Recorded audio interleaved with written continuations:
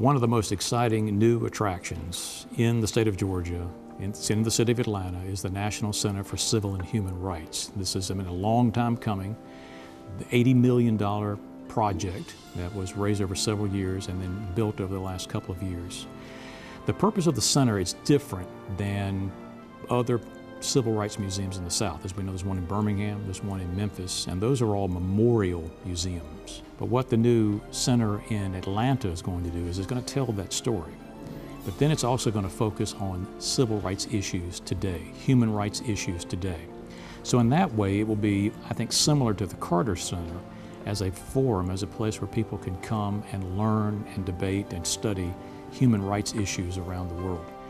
The papers of Dr. Martin Luther King Jr. will be on display there. The city of Atlanta bought those and with the idea that they would be placed in this new center. So you'll get to go through and learn about the civil rights movement of the 1950s and 60s.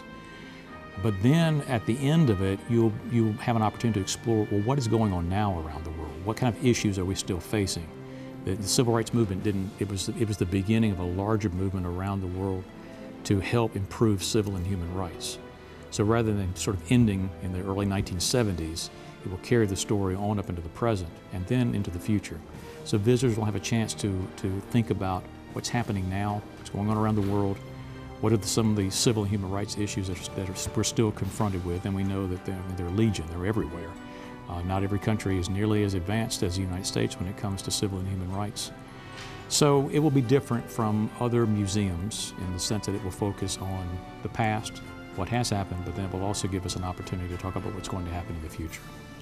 And there are going to be plenty of opportunities for educators at the new Civil and Human Rights Center. There's already material online that they can use and download. I'm sure would love to have tour groups come in there. They will be doing teacher training, I'm sure. We're actually, the Georgia Historical Society is working with them. We've actually have launched a civil rights trail.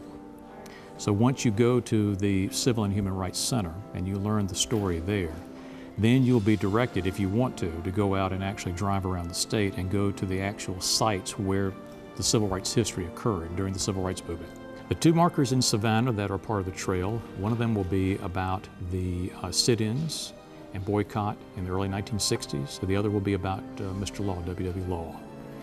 And we'll be putting those in locations that are associated with the sit-in and of course with Mr. Law, with Dr. Law. So this will give people a chance to go and see some of these places. There are online resources that will be available for people. There'll be information about that will sort of fill in the background, but then there'll also be resources for teachers to be able to use in the classroom to teach the history as well. And of course, we'd love for students to actually get out and see these places too. It's a challenge for teachers and students, schools right now because the budgets are small, but particularly if it's in their area, we hope that they'll get out and actually stand on the ground where something occurred. The civil rights movement did two things. It brought civil liberties and rights and opportunities for African Americans.